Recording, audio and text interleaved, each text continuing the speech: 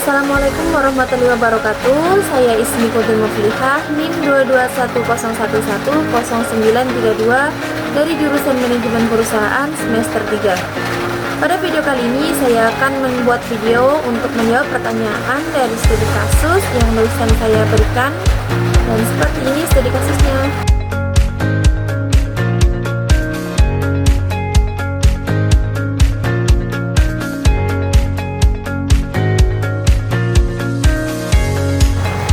Jadi berikut adalah studi kasus yang akan kita bahas dalam video kali ini.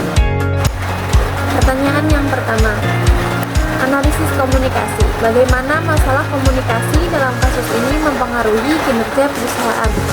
Ya, dalam perusahaan, komunikasi memiliki peran yang sangat penting untuk menjalin kerjasama antara karyawan dengan karyawan ataupun antara karyawan dengan atasan. Komunikasi ini berpengaruh sangat besar untuk mencapai tujuan dalam perusahaan. Komunikasi ini memungkinkan para karyawan dalam perusahaan untuk saling membantu dan saling berinteraksi. Kemudian pertanyaan yang nomor 2, pengaruh budaya kerja. Dalam konteks budaya kerja yang beragam, apa saja tantangan komunikasi yang mungkin timbul? Ada beberapa tantangan yang biasanya timbul dalam komunikasi lingkungan kerja yang beragam. Ada beberapa, diantaranya adalah bahasa, sikap, arti kata, dan nonverbal daripada tubuh kita. Pertanyaan yang nomor 3, strategi pemecahan masalah. Bagaimana strategi yang diusulkan dapat mengatasi masalah komunikasi di PT Maju Bersama? Apakah ada alternatif lain? Dalam strategi pemecahan masalah yang telah saya tampilkan di studi kasus, itu menurut saya sudah cukup untuk mengatasi kesalahpahaman komunikasi antar departemen. Pada intinya, kita harus belajar berkomunikasi dengan efektif, bersifat terbuka, serta mengikuti prosedur penerimaan dan laporan antar departemen. Yang nomor 4, komunikasi dan teknologi. Bagaimana penggunaan teknologi dapat memfasilitasi komunikasi yang lebih efektif khususnya untuk tim remote. Jika digunakan dengan benar, teknologi ini dapat meningkatkan produktivitas dan serta membantu pekerjaan menjadi lebih cepat. Tak hanya itu, teknologi juga memungkinkan pemimpin untuk memudahkan berkomunikasi antar anggota tim terkait biaya dan waktu terkait kerja tim. Serta tim juga dapat bekerja lebih efektif terlepas dari jadwal dan lokasi yang berbeda. Kemudian yang kelima, evaluasi dan feedback. Bagaimana perusahaan seharusnya mengevaluasi efektivitas solusi yang telah diimplementasikan. Ya, yang pertama ada konsistensi. Di sini perlu memastikan dua hal penting. Yang pertama yaitu apakah operasional internal usaha yang meliputi pembelian, pemasaran, penjualan, operasional dan pelayanan telah konsisten dengan alokasi sumber daya. Dan yang kedua adalah apakah operasi internal tersebut juga telah konsisten dengan ekonomi pasar dan sasaran bisnis. Kemudian yang kedua ada kesesuaian.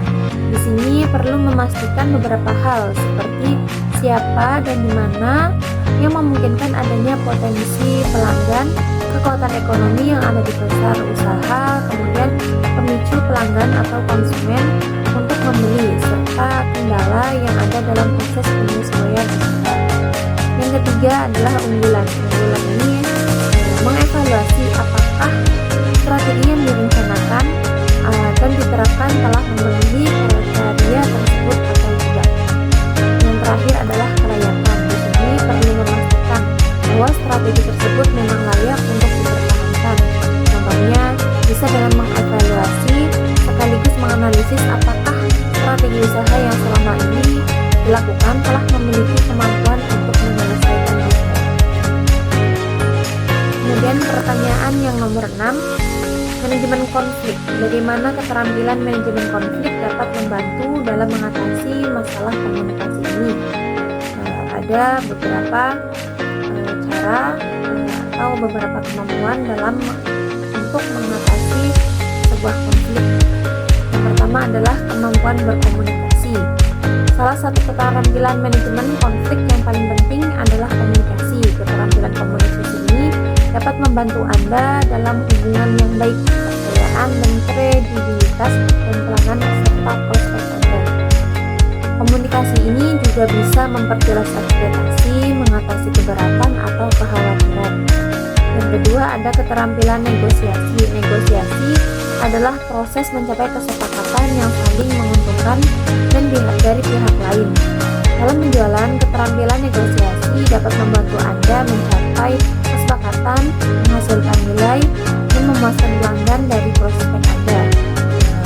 Kemudian yang ketiga, ada keterampilan memecahkan masalah. Pemecahan masalah adalah kemampuan mengidentifikasi, menganalisis, dan menjelaskan masalah secara kreatif dan efektif. Kemudian yang keempat ada keterampilan kecerdasan emosional. Keterampilan manajemen konflik yang keempat adalah kecerdasan emosional, di mana kecerdasan emosional ini adalah kemampuan untuk mengenali, memahami, serta mengelola emosi diri sendiri terhadap orang lain. Kemudian pertanyaan yang terakhir, pengaruh kepada kepuasan kerja. Bagaimana masalah komunikasi ini dapat mempengaruhi kepuasan dan retensi karyawan? Komunikasi adalah tunjangan yang sering dan berkelanjutan akan menghasilkan laba atas investasi pemberi kerja yang besar dalam hal peningkatan kepuasan serta retensi karyawan. Sekian jawaban dari